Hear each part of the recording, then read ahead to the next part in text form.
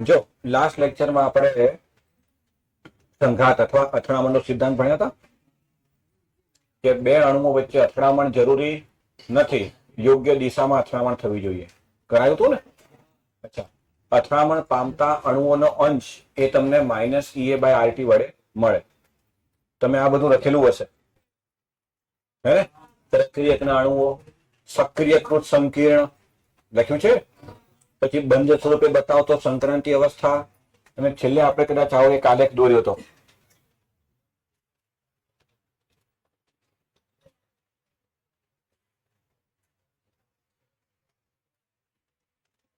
યાદ આવ્યો? બોલો તો ખરા યાર.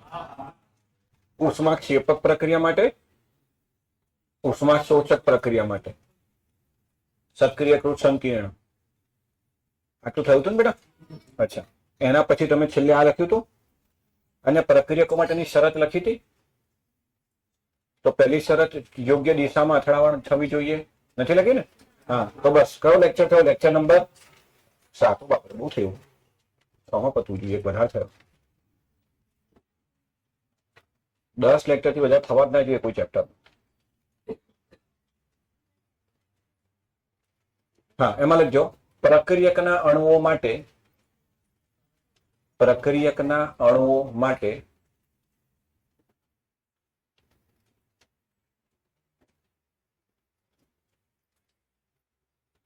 નિપજમાં રૂપાંતર થવા માટેની શરત. પ્રક્રિયકના અણુઓ માટે નિપજમાં રૂપાંતર થવા માટેની શરતો.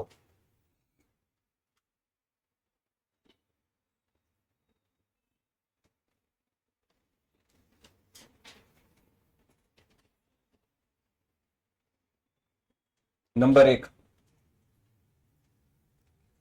પ્રક્રિયકના અણુઓ પાસે લઘુત્તમ સક્રિયકરણ ઉર્જા હોવી જોઈએ. પ્રક્રિયકના અણુ પાસે લઘુત્તમ સક્રિયકરણ ઉર્જા હોવી જોઈએ.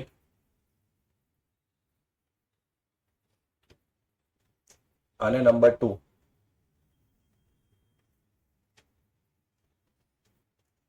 નંબર 2, અથડામણ યોગ્ય દિશામાં થવી જોઈએ. અથડામણ યોગ્ય દિશામાં થવી જોઈએ.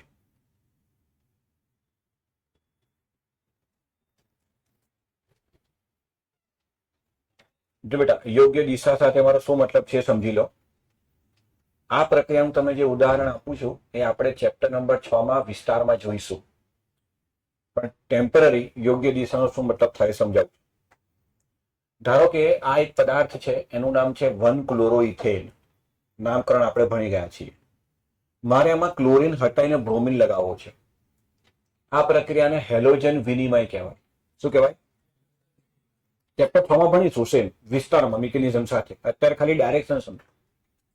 જો બેટા ક્લોરીન આ દિશામાંથી નીકળે તો આ જ દિશામાંથી બ્રોમિન દાખલ થઈ શકે?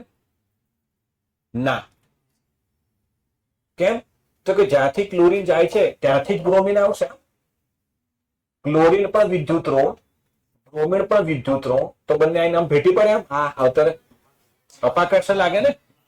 એનો મતલબ જે દિશામાંથી ક્લોરીન જાય છે એ જ દિશામાં જો બ્રોમિન આવ્યો તો એને કહેવાય અયોગ્ય દિશા. યોગ્ય દિશા નથી આ તો પ્રક્રિયા નહીં થાય. ઇનપ્રોપર ઓરિએન્ટેશન, અયોગ્ય દિક્વિન્યાસ. ગુજરાતીમાં શું કહેવાય? અયોગ્ય દિક્વિન્યાસ. તો જો ક્લોરીન આમથી જાય પછી બ્રોમિન આમથી આવે તો યોગ્ય દિક્વિન્યાસ. તો પહેલા અહીંયાથી ક્લોરીન ગયો, ક્લોરીન ગયો એટલે ઇલેક્ટ્રોન લઈને ગયો, આ કાર્બન પર ધન વીજભાર આવ્યો, કાર્બોકેટાયન બન્યો અને બ્રોમિન પાછળથી હુમલો કરે. આ ગયો એની વિરુદ્ધ દિશામાંથી, તો નિપજ આ બને. એને કહેવાય યોગ્ય દિક્વિન્યાસ. શું કહેવાય? તો પ્રોપર ઓરિએન્ટેશન એટલે કે ચોક્કસ દિશાથી આ મતલબ થાય. સમજાય છે હું શું કહું છું? ભાઈ હેલોજન કેવો? વિદ્યુત ઋણ.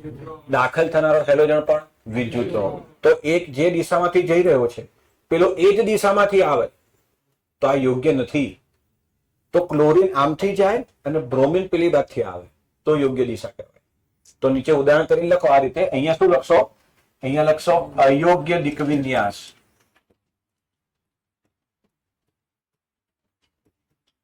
અને અહીંયા લખશો યોગ્ય દિક વિન્યાસ.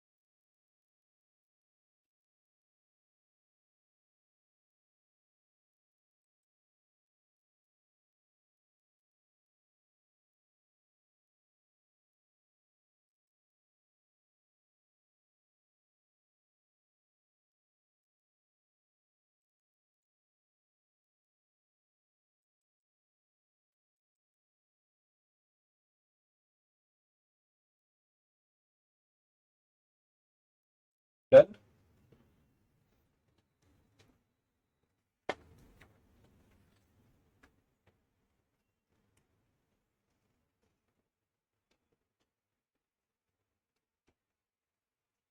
હવે બેટા હેડિંગ મારો તાપમાન ભાગફળ.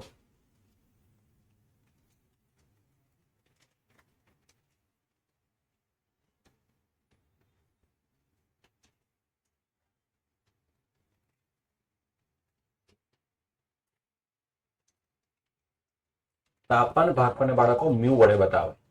શેના વડે બતાવાય? મ્યુ. એમાં લખજો તે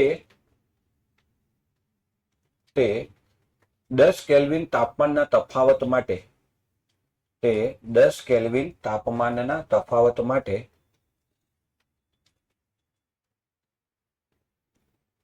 પ્રક્રિયાના વેગ અચળાંકનો ગુણોત્તર દર્શાવે છે.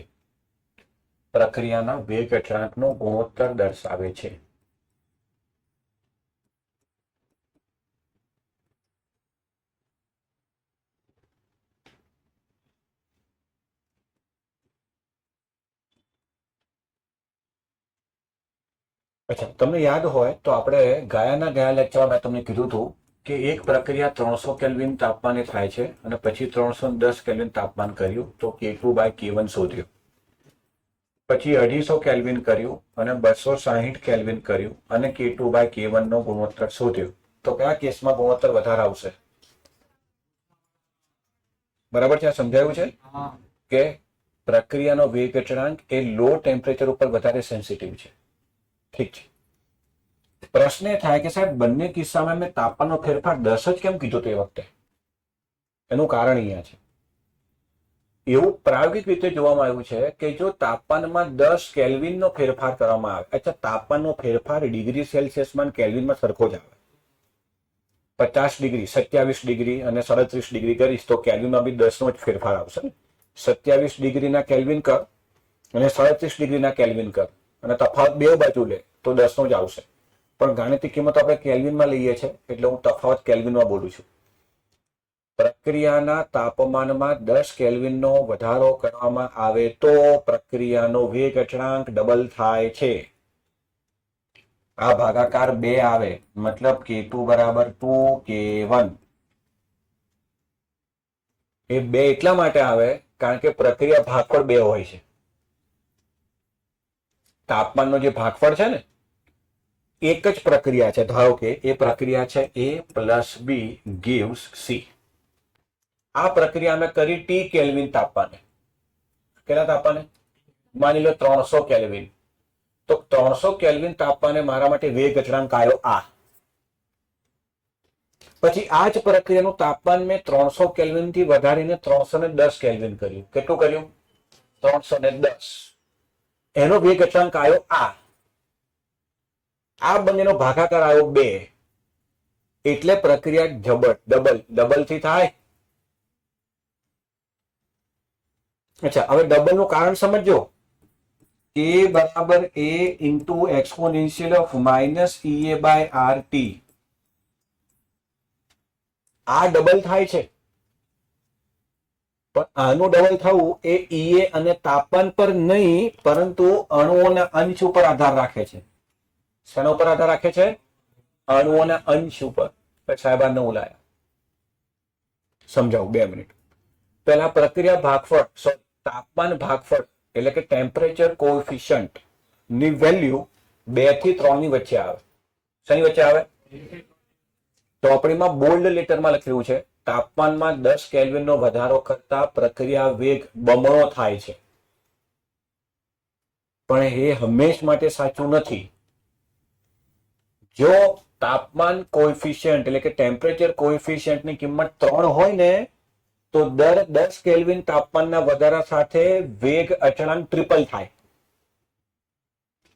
કારણ કે આ લોએસ્ટ વેલ્યુ 2 છે એટલે ચોપડીમાં ડબલ આપ્યું છે. લોએસ્ટ વેલ્યુ 2 નો મતલબ થાય K2/K1 બરાબર 2 તો K2 K1 કરતા ડબલ થયો. તો જ્યાં સુધી ક્વેશ્ચનમાં ટેમ્પરેચર કોએફિશિયન્ટ નથી આપ્યો ત્યાં સુધી 2 માનવાનું. ધ્યાનથી સમજો, કોઈ નહીં કરાવે સ્કૂલમાં તો ભૂલી જાઓ, બીજે બધે ભૂલી જાઓ. હું શું કહું છું સાંભળ. એક જ પ્રક્રિયા છે. એ પ્રક્રિયા મેં પહેલા 300 કેલ્વિન તાપમાને કરી બરાબર અને વેગ અચળાંક આવ્યો. હવે એ જ પ્રક્રિયા નથી બદલી. એ જ પ્રક્રિયાનું તાપમાન મેં 10 કેલ્વિન વધાર્યું પછી વેગ અચળાંક જોયો તો પહેલા કરતા ડબલ થઈ ગયો. તાપમાનમાં 10 કેલ્વિન જેટલો મામૂલી વધારો પ્રક્રિયા વેગને ડબલ કઈ રીતે કરી શકે? તમે તાપમાન ડબલ કર્યું ડબલ આવ્યું તો ચલો તો એ સમજી શકાય કે ભાઈ તાપમાન ડબલ કર્યું ને વેગ ડબલ થયો. તાપમાન કેટલું વધાર્યું? 10 કેલ્વિન. 27 ડિગ્રી હતું 37 ડિગ્રી કર્યું તો વેગ ડબલ થઈ ગયો. તો એ આધાર રાખે છે ટેમ્પરેચર કોએફિશિયન્ટ પર. શેના પર? ફ્રેક્શન ઓફ મોલેક્યુલ પર. શેના ઉપર? ફ્રેક્શન ઓફ મોલેક્યુલ પર. તે ભલે તાપમાન વધાર્યું પણ આધાર આના પર રાખે છે. હવે ધારો કે તને પ્રશ્નમાં કીધું હોય કે કોઈ પ્રક્રિયા માટે મ્યુની કિંમત છે 2. કેટલી છે? તો તાપમાન 300 થી 320 કેલ્વિન કરતા પ્રક્રિયા વેગમાં કેટલો વધારો થશે? ચોકબલ. 300 થી 310 ડબલ, 310 થી 320 ડબલ, 320 થી 330 ડબલ એટલે 2 નો વર્ગ, 2 નો ક્યુબ, 2 નો 4 એમ 2 ના ગુણાકારમાં જતા જવાનું. પણ આ ચોપડી કહે છે તો હવે પ્રશ્ન એવું કહે કે જો મ્યુની કિંમત 3 હોય, કેટલી હોય? અને તું તાપમાન 300 કેલ્વિન થી 310 કેલ્વિન કરે શું ફેર આવે? તો ટ્રિપલ થાય. 300 થી 320 કરે તો એ બેસના પોખારો અહીંયા ડબલ કરવાનું. પણ કેમ કે આની લઘુત્તમ કિંમત 2 છે એટલે ચોપડીમાં લખ્યું નથી, સીધું બમણું એવું જ લખ્યું છે. હવે અહીંયા 2.5 આવે તો શું કરવાનું? દર 10 કેલ્વિને અઢી ગણો. દર 10 કેલ્વિને અઢી ગણો. સમજાય છે? તો તમે આ લખ્યું, એની સામે લખો 2 થી 3 ની વચ્ચે હોય આ કિંમત. પેલા સૂત્ર લખો, બોક્સ બનાવો 2 થી 3.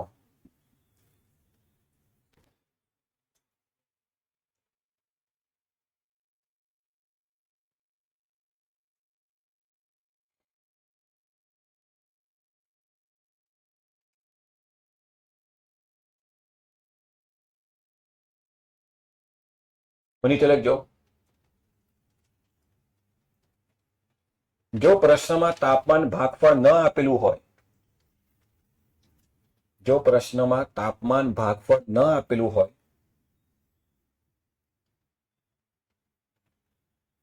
તો તેની કિંમત 2 ગણવી.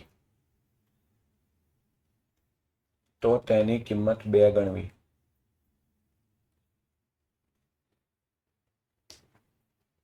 નેક્સ્ટ પોઈન્ટમાં લખજો. જો તાપમાન ન આપેલું હોય, જો તાપમાન ન આપેલું હોય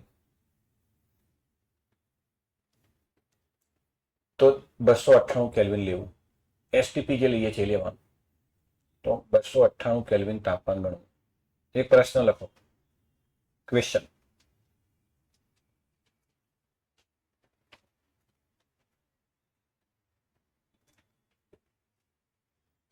જો કોઈ પ્રક્રિયા માટે તાપમાન ભાગફળ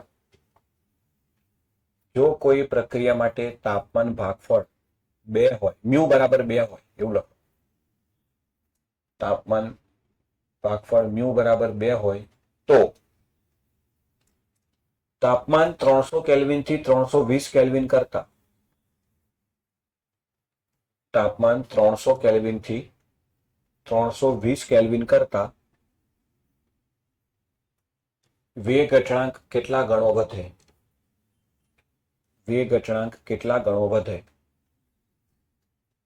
તો બેટા આ રીતે લખો આ જવાબ કરીને 300 કેલ્વિન થી 310 કેલ્વિન થી 320 કેલ્વિન બરાબર 2 નો વર્ગ બરાબર 4 ગણો. 2 નો વર્ગ કેમ કર્યો ખબર પડી ને? અહીંથી અહીં ડબલ, અહીંથી અહીં બીજો ડબલ એમ. તમારે આ રીતે લખવાનું 300 કેલ્વિન થી 310 કેલ્વિન થી 320 કેલ્વિન. ઠીક છે? હવે નીચે નોંધ કરીને લખો. તાપમાનમાં 10 કેલ્વિનનો વધારો કરતા તાપમાનમાં 10 કેલ્વિનનો વધારો કરતા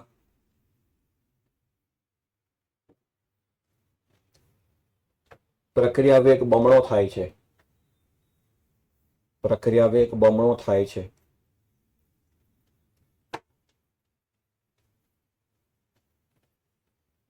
પરંતુ જો તાપમાન ભાગફળ 3 હોય, જો તાપમાન ભાગફળ 3 હોય તો પ્રતિ 10 કેલ્વિનના વધારા સાથે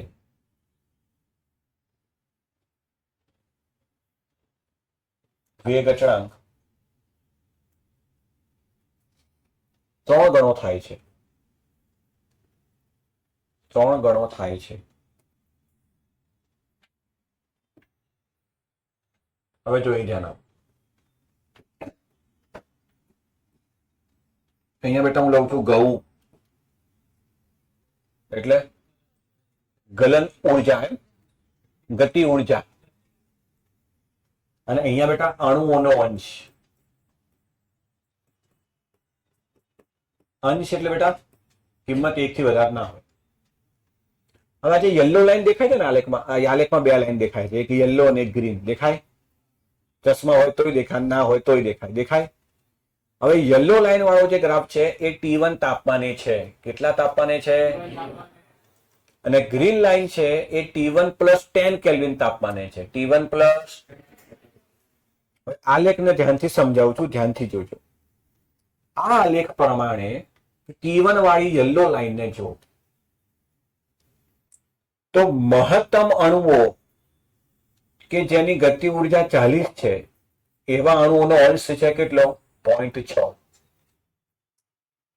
ખૂબ ઓછા અણુ એવા છે કે જે ઓછા છે. પછી એટલે ટૂંકમાં 40 જેટલી ગતિ ઉર્જા ધરાવતા અણુઓ કેટલા છે? 0.6 એટલે 60%. કેટલા છે? 60%. એટલે 100 માંથી તારી પાસે 60 કણો એવા છે કે જેમની ગતિ ઉર્જા 40 છે. કેટલી છે? ધારો કે કોઈ પ્રક્રિયા થવા માટે સક્રિયકરણ ઉર્જાની જરૂર છે 70. તો આ લોકો તો ભાગ નહીં લે, પતી ગયા. તો 70 કે તેથી વધુ ઉર્જા ધરાવતા કેટલા? તો જો આ આલેખ આમ જાય છે, આમ આમ. તો જે 70 કે તેથી વધુ ઉર્જા ધરાવતા અણુઓ હશે એ પ્રક્રિયામાં ભાગ લેશે. એવા અણુઓ કેટલા? તો કે આ રહ્યા જો. એરિયા અંડર ધ કર્વ ભણ્યા મેથ્સમાં? Area under the curve. આવા અણુઓ કેટલા? તો કે અહીંથી લઈને અહીં સુધી. એટલે કે ABCD, T તાપમાને ABCD એટલે કે એ આટલા 20%. ટૂંકમાં T1 તાપમાને ખૂબ ઓછી ગતિ ઉર્જા ધરાવતા અણુઓનો અંશ પણ ઓછો છે, ખૂબ વધુ ગતિ ઉર્જા ધરાવતા અણુઓનો અંશ પણ ઓછો છે. પણ T1 તાપમાને આ આલેખ પ્રમાણે લગભગ 20% અણુઓ એવા છે કે જે સક્રિયકરણ ઉર્જા જેટલી કે તેથી વધુ ઉર્જા ધરાવે છે. પરિણામે તે પ્રક્રિયામાં સક્રિય રૂપે ભાગ લઈ શકશે. આટલું સમજાય છે? એકદમ આરામથી, શાંતિથી. તો અત્યારે બેટા 20% અણુઓ એવા હતા કે જે પ્રક્રિયામાં સક્રિય રૂપે ભાગ લે છે. 60% પાસે ભલે ઉર્જા સરેરાશ આટલી હતી, ઉર્જા કેટલી હતી આટલી, પણ એ બધા ભાગ નથી લઈ શકતા. સરેરાશ 40 છે, જરૂરી 70 છે. ધ્યાન રાખજો, આ આંકડા મેં રેન્ડમ લીધેલા છે તમને સમજાવવા માટે. દરેક પ્રક્રિયા પ્રમાણે આંકડા બદલાતા રહેતા હશે, તમે સમજી શકો એટલે અમે રેન્ડમ વેલ્યુ લખેલી છે. હવે એ જ પ્રક્રિયા એ જ છે, પ્રક્રિયા નથી બદલતો, પણ તાપમાન 10 કેલ્વિન વધારવું છે. કેટલા કેલ્વિન? તો 10 કેલ્વિન તાપમાન વધારતા હવે ગ્રાફ આવે છે ગ્રીન લાઈન. કઈ લાઈન? અચ્છા, હવે ગ્રીન લાઈન વાળો ગ્રાફ શું કરે છો? તો હવે તમારા અણુઓની સરેરાશ ગતિ ઉર્જા બી વધી ગઈ. પહેલા મોટા ભાગના અણુઓની ગતિ ઉર્જા કેટલી હતી? તાપમાન 10 કેલ્વિન વધાર્યું તો હવે કેટલી થઈ? પરંતુ શું પ્રક્રિયાની સક્રિયકરણ ઉર્જા બદલાઈ? ના, પ્રક્રિયા માટે જરૂરી સક્રિયકરણ ઉર્જા 70 હતી, હવે 70 જ રહેશે. પણ હવે જાદુ શું થયું કે હવે 70 કે તેથી વધુ ઉર્જા ધરાવતા આટલા વધ્યા. જો હવે આ ગ્રાફ અહીંથી આમ જાય છે, તો આટલા હતા, આટલા બીજા જોડાઈ ગયા. તો હવે ક્ષેત્રફળ એરિયા અંડર ધ કર્વ પ્રમાણે BCEF એટલે કે અણુઓનો અંશ હવે કેટલો થયો? તો પહેલા પ્રક્રિયામાં કેટલા ભાગ લેતા હતા? હવે આટલા વધારો થયો એટલે પ્રક્રિયા ઝડપથી થઈ.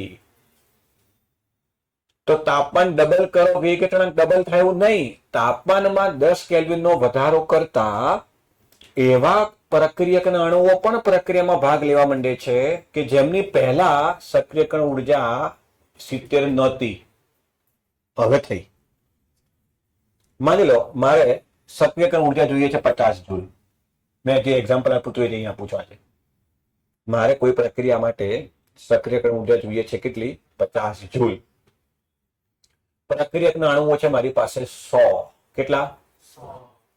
તો T1 તાપમાને 100 માંથી 40 કણો પાસે 50 જૂલ ઉર્જા છે, 50 જૂલ કે તેથી વધુ, તો એ પ્રક્રિયામાં ભાગ લેશે, 60 નહીં લે.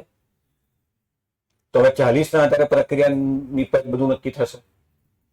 હવે બેટા મેં તાપમાન કર્યું T1 + 10, આ હતું એના કરતા 10 વધાર્યું. હવે તું થોડીક બુદ્ધિ લગાડ. આ 60 કણો કે જે T1 તાપમાનની પ્રક્રિયામાં ભાગ નહોતા લેતા, એમાંથી કેટલાક કણો એવા હશે કે જેની પાસે ઉર્જા 49 હતી, આના કરતા થોડીક જ ઓછી. કેટલાક એવા હશે જેની પાસે 48 હતી, કેટલાક એવા હશે જેની પાસે 48.8 હતી, 49.9 હતી, જે T1 તાપમાને ભાગ ના લઈ શક્યા. હવે તે તાપમાનમાં 10 કેલ્વિન વધારો કર્યો એટલે આ બધા આમાં સમાઈ ગયા, એટલે 60 માંથી બીજા 20 આવી ગયા, એડ થઈ ગયા.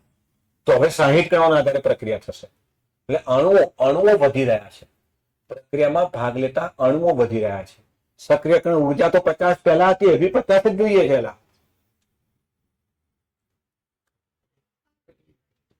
સમજાય છે? તો તાપમાનમાં વધારો કરતા અણુઓનો અંશ, પ્રક્રિયામાં ભાગ લેવા વાળા અણુઓનો અંશ વધે છે. એને આપણે ફ્રેક્શન ઓફ મોલેક્યુલ E⁻ કહીએ છીએ. આ મેઇન વસ્તુ હતી ચેપ્ટરની, જેમાં છોકરાઓ સમજવામાં તકલીફ પડે. મેં પૂરો પ્રયત્ન કર્યો.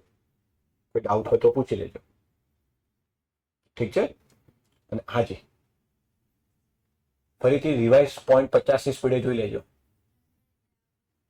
શેમાં? આ તાપમાનમાં. આ માની લે 100 કણો છે. કેટલા? તાપમાન છે T કેલ્વિન. કેટલું? T kelvin. તો 100 માંથી 40 કણો એવા હતા કે જેની પાસે 50 જૂલ ઉર્જા હતી. એક સિમ્પલ એક્ઝામ્પલ આપું બેટા, સિમ્પલ એક્ઝામ્પલ. સાંભળજો. મારા ક્લાસમાં 100 છોકરાઓ બેઠા છે. કેટલા? 100 છોકરાઓ છે. ટોટલ છે નહીં, લખાય થોડું તો ધારતા હોય. 100 છોકરાઓ છે. હવે કેમેસ્ટ્રીની પ્રક્રિયા થઈ રહી છે. આ કઈ પ્રક્રિયા થઈ રહી છે? કેમેસ્ટ્રીની પ્રક્રિયા થઈ રહી છે. જો તમારે કેમેસ્ટ્રીની પ્રક્રિયામાં ભાગ લેવો હોય તો તમારી પાસે ઓછામાં ઓછા 500 રૂપિયા હોવા જોઈએ. આવું મેં જાહેર કર્યું. ઓછામાં ઓછા કેટલા? 500 રૂપિયા. તો તમારામાંથી કેટલાક પાસે 500 રૂપિયા છે, કેટલાક પાસે નથી. તો જે છે એ ભાગ લઈ શકશે, જે નથી એ બહાર જતા રહેશે. આ તો ખબર પડી. હવે માની લો કે 100 છોકરાઓમાંથી 50 છોકરાઓ એવા છે કે જેની પાસે 500 કે એનથી વધુ રૂપિયા છે. કોકની પાસે 600 હોય, કોકની પાસે 700 હોય, પણ કેટલાક એવા હશે જેની પાસે 480 રૂપિયા છે. 20 રૂપિયા માટે રહી ગયા, બહાર જવું પડ્યું. કોક એવા છે કે એને ચિલ્લર બિલ્લર બધું ખેંચી કાઢ્યું, મળ્યા 495. 5 માટે રહી ગયા. આ T1 તાપમાનની સ્ટોરી કહું છું. તો આ સૂચના આપતા જ તમારામાંથી 50 બાળકો ક્લાસમાં બેસે, 50 બહાર જતા રહેશે. તકલીફ થઈ ને? પણ હવે હું એક કામ કરું, એ વાક્ય સાથે બીજું એક વાક્ય બોલી લઉં. 500 રૂપિયા તો જોઈશે જ, પણ તમે તમારા ફ્રેન્ડ સાથેથી ઉછીના લઈ શકો, અથવા તમને હું 5 મિનિટ આપું છું, બહાર જઈને કાંઈકથી સગવડ કરી આવો. તો હવે તમારા જ ક્લાસમાં કોઈ કેવું હતું જેની જોડે 700 હતા, તો 480 વાળા એની જોડથી 20 ઉધાર લઈ લીધા. હવે ભણી શકશે? કોઈ કેવું હતું કે જે બાજુ ક્લાસમાં જઈને ભાઈબંધ જોડથી લઈ આવ્યો, કોઈ હેતલબેન જોડથી ઉધાર લઈ આવ્યો, કોઈક વિશ્વા જોડથી લઈ આવ્યો. તો પહેલા ક્લાસમાં 50 બેઠા હતા, હવે 60 થશે ને, હવે 70 થશે ને. 10-15 તો એવા હશે જેના કોઈ ભાઈબંધ હોય છે, બહાર સીધો ઘેરે જ જતો રહેશે કે આપણો નહીં મેળ પડે, કારણ કે એની જોડે 1 રૂપિયો નહીં. હવે 500 તો મદદ કોણ કરે? ખ્યાલ આવ્યો? ઘણા એવા હશે કે જેની પાસે પૈસા બિલકુલ નહીં હોય. મદદ કોની કરે? તમે કોકની પાસે 10 માંગો, 20 માંગો, તાત્કાલિક આપે. તારી પાસે કમસે કમ 400 રૂપિયા હોય ને બેટા, તો તને કોઈક 100 રૂપિયાની મદદ કરે. તો કે મારી પાસે કઈ નહીં, મને 500 રૂપિયા હાલ ને. સમજાય છે? તો પહેલા જે 50 કણો પ્રક્રિયામાં ભાગ લઈ શકતા હતા, બે સૂચના સાથે આ બીજી સૂચના જોડી તો બીજા 20 કણો એડ થઈ ગયા ને.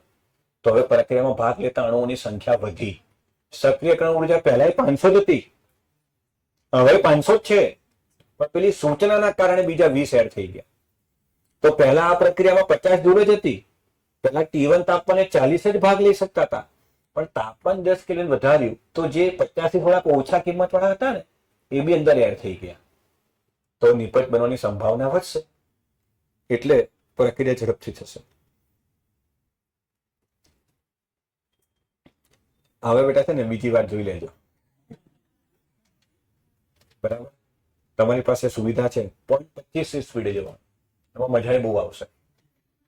હું આમ અલગ અલગ એંગલથી તમને સમજાવતો દેખાઈશ, મજા આવશે. હો ને? સમજાય છે? તો મૂળ વસ્તુ છે આ. હવે તમારે આ આલેખ દોરવાનો છે, થોડો કોમ્પ્લિકેટેડ છે, પણ થોડોક ટ્રાય કરજો ઝડપથી દોરવાનો.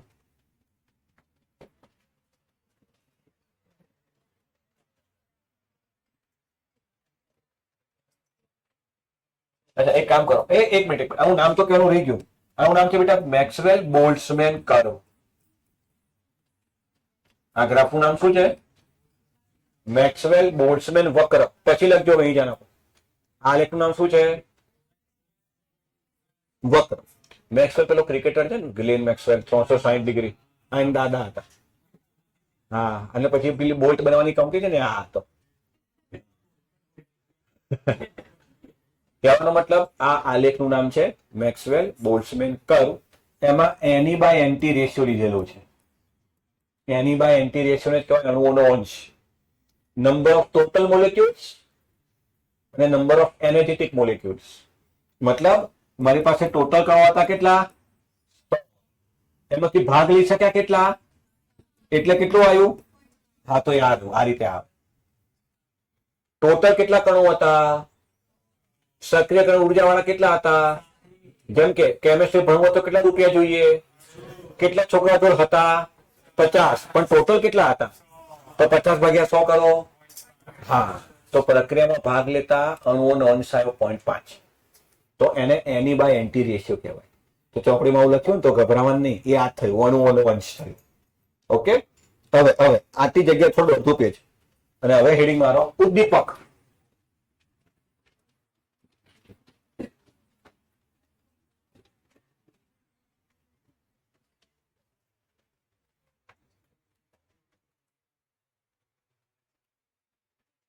પદાર્થ કે જે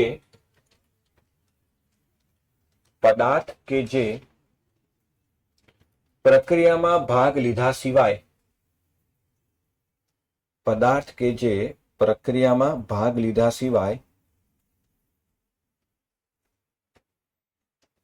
પ્રક્રિયાને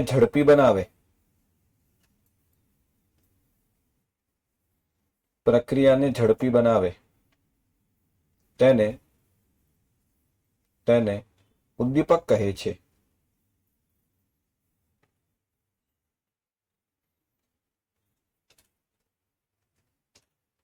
નેક્સ્ટ લાઈન.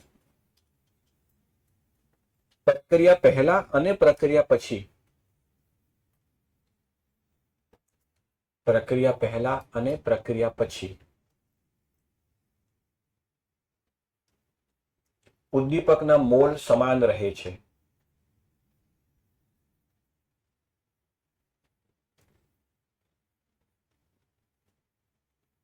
નેક્સ્ટ. ઉદ્દીપક પ્રક્રિયાની સક્રિયકરણ ઉર્જામાં ઘટાડો કરે છે.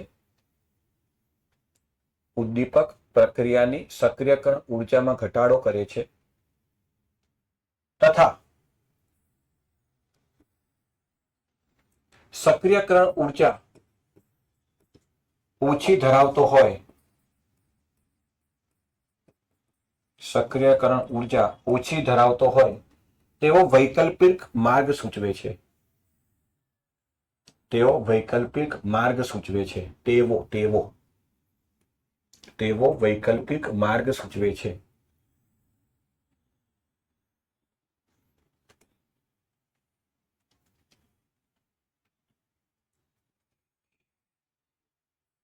સાત આઠ લાઈન છોડ દો.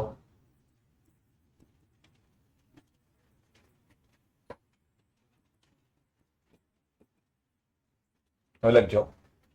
જો K1 અને E1 જો K1 અને E1 EA1 સોરી EA1 આ રીતે લખવાનું બેટા. EA અને અહીંયા 1. જો K1 અને EA1 સોરી ઉદ્દીપક વગરની પ્રક્રિયા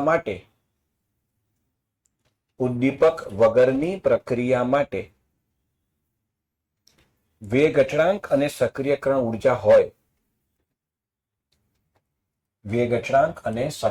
ઉર્જા હોય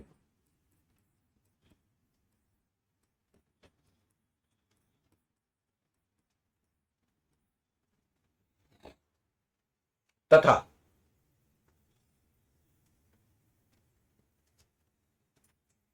K2 અને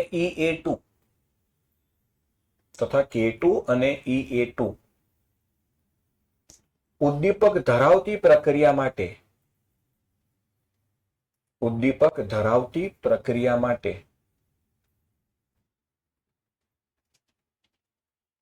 વેગ અચળાંક અને સક્રિયકરણ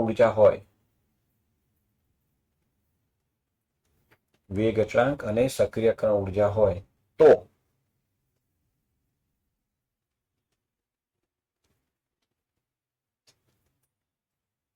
હવે જણાવો. આ સૂત્ર હતું બેટા. અચ્છા હવે જોજે હો. તું આનું આમ લખી શકું. log K1 બરાબર log A minus EA1 upon 2.303 RT. તાપા નથી બદલતો. ઉદ્દીપક લીધા વગર કે ઉદ્દીપક લીધા સાથે પ્રક્રિયા કરું છું એટલે A અને T સેમ છે. અને log K2 બરાબર log A minus EA2 upon 2.303 RT. ધ્યાન રાખજો હું એક જ પ્રક્રિયા એક જ સમયે એક જ તાપમાને કરું છું પણ તાપમાન બદલ્યા વગર હું ઉદ્દીપક ઉમેરી દઉં તો તાપમાન તો એ જ રહ્યું. ઉદ્દીપક ઉમેર્યો એટલે પ્રક્રિયાનો વેગ ડબલ થયો. ઝડપી થાય. ડબલ ના થાય. પ્રક્રિયા ઝડપી બને કારણ કે એની સક્રિયકરણ ઉર્જા બદલે. તો ઉદ્દીપક ઉમેરતા તાપમાનમાં T1 T2 નહીં લખવાનું. એ પેલા સમીકરણમાં અલગ છે. log K2 by K1 બરાબર E upon 2.303 R into T2 minus T1 upon T1 into T2. એ તાપમાનની અસર. આ ઉદ્દીપકની અસર. અહીંયા T1 T2 ના લખી નાખતા. હવે હું સમીકરણ 2 માઇનસ 1 કરું. પપ્પા તો કહે છે સમીકરણ 2 કર્યું. અલા એ આવું બધું કહેવાનું હોય એમાં મોટો થયો તું. ચલ ફટાફટ મેથવાળા હું બાયોવાળા ના હોય.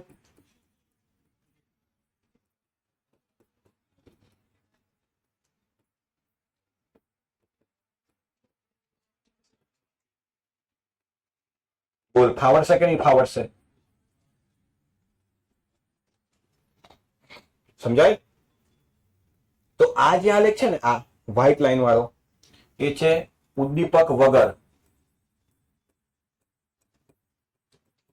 અને આ છે ઉદ્દીપક સાથે. જો પ્રતિરેકમાં કોઈ ફેર પડ્યો, આર એટલે રિએક્ટન્ટ પ્રક્રિયક, પી એટલે પ્રોડક્ટ નિપજ. તો ઉદ્દીપક વાપરો કે ના વાપરો, પ્રક્રિયકમાં નિપજમાં ફેર ના પડે. પણ આ પ્રક્રિયા માટે સક્રિયકરણ ઉર્જા આટલી બધી છે. જો હવે સક્રિયકરણ ઉર્જા ઘટી ગઈ. તારે ક્લાસરૂમ 4 માં આવવાનું કેમેસ્ટ્રી ભણવું હોય તો સીડી ચડીને આવવાનું, લિફ્ટમાં આવવાય. સહેલું શું પડે? હા, તો એ લિફ્ટ ઉદ્દીપક છે. તારી અંતિમ અવસ્થા ક્લાસ, પ્રારંભિક અવસ્થા ગ્રાઉન્ડ ફ્લોર, એમાં કોઈ ફેર નહીં પડવાનો. લિફ્ટ હોય તો સરળતા રહે. તું ઘરેથી અહીં આવે, સાયકલ લઈને આવે ને બાઇક લઈને આવે, ઘરેથી અહીં જ આવવાનું છે. અંતિમ અવસ્થા આ રહી, પ્રારંભિક અવસ્થા પેલી રહી, તો બાઇક લઈને આવે તો સહેલું પડે. એવું જરૂરી નથી. બે જણા જોડીમાં આવતા હોય, ચાલતા ચાલતા આવે વધારે મજા આવે, ટાઈમ વધારે લાગે, એટલો ટાઈમ જોડે રહેવા મળે, લગન આમ ગુદગુદીઓ થાય, એ અલગ વસ્તુ છે. એ તમારું પર્સનલ હોય એની વાત નહીં કરતો. જનરલ ફોર્મ એવું થાય ને બેટા. લિફ્ટ હોવા ના હોવાથી કેમેસ્ટ્રી ભણવાનું કોઈ ફેર પડે? બાઇક હોય કે ના હોય કોઈ ફેર પડે? બસ એના જેવું છે. પણ ઉદ્દીપક હોય તો પ્રક્રિયા ઝડપી બને. That's it. સમજાય છે કે નહીં? એ આ લખ, અહીંયાથી લખ અહીં સુધી બધું.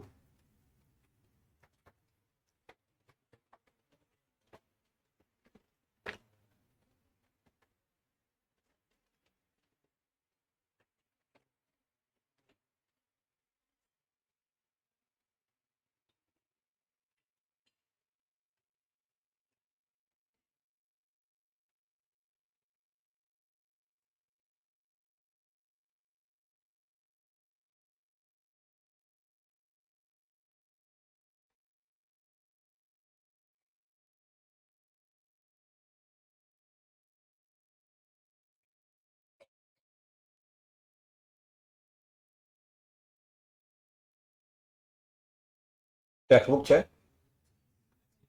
મોડ્યુલ, થિયરી વાળી. પેલા બધાને પૂછું છું, થિયરી વાળી મોડ્યુલ. હા, બસ એક બેન્ચ ઉપર એક થઈ જાય એટલું સેટિંગ તો થાય ને. હા, લખો. પછી લખાણ સંબંધિત પ્રશ્ન 1 થી 5 કરવાના છે જાતે.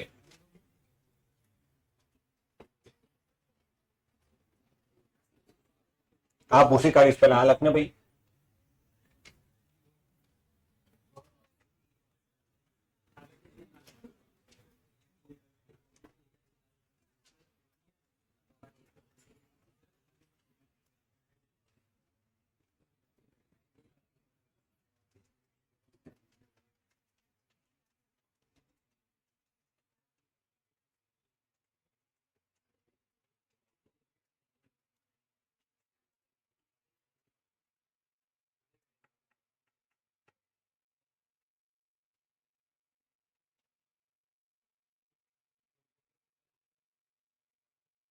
બેટા પેલી ખાલી જગ્યા છોડીને આ આલેખ દોરવાનું ઉદ્દીપક વાળી અસરમાં. હો, અહીંયા મેક્સવેલ બોલ્ટ્ઝમેન નહીં. મેક્સવેલ બોલ્ટ્ઝમેન ઉદ્દીપકની પહેલા આવશે.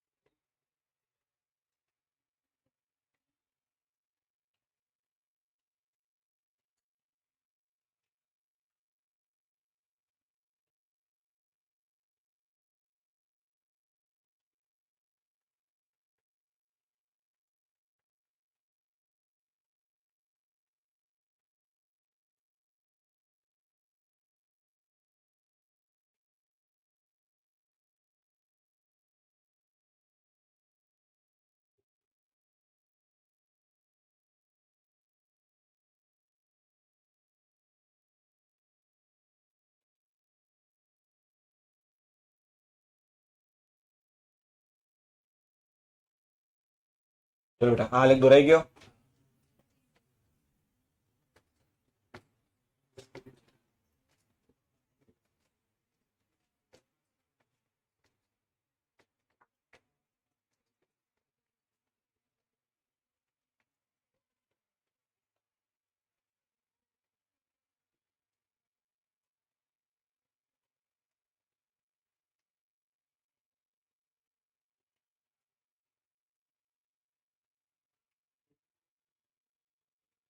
લખાણ સંબંધિત 1 થી 5 એ પાછળ આવશે, પાછળ ફેરો. અરે આમ હા એ રહ્યો જો આ પેલો મેક્સવેલ બોલ્ટ્ઝમેન કર્વલા.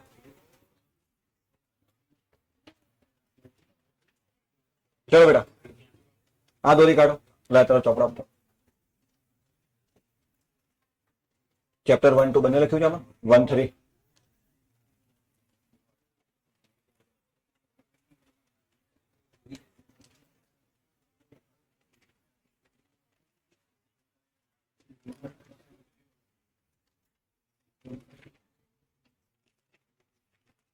કઈ સ્કૂલમાં જતો?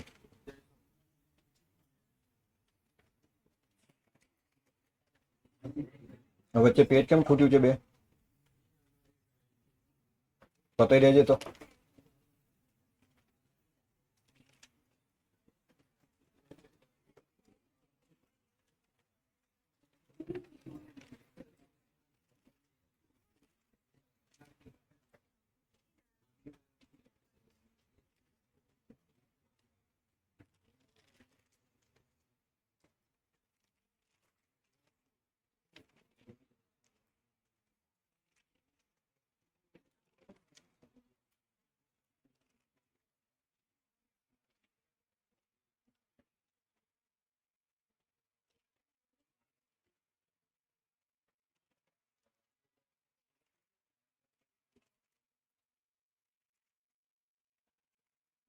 વોન્ટ ઓફ માંથી મેં કરાવ્યું ક્યાં લખ્યું? નહીં લખ્યું? મેં વોન્ટ ઓફ કરાવ્યું તો નહીં લખ્યું? એમસીક્યુ એનાથી થશે ને ભાઈબંધ. હા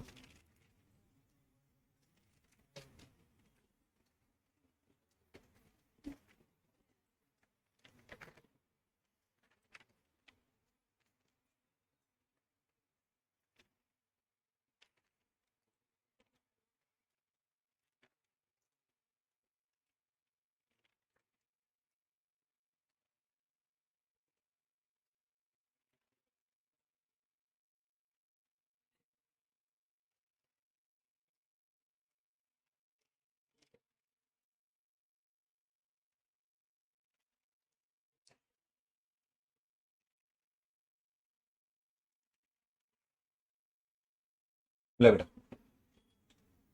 સરસ છે. ચલો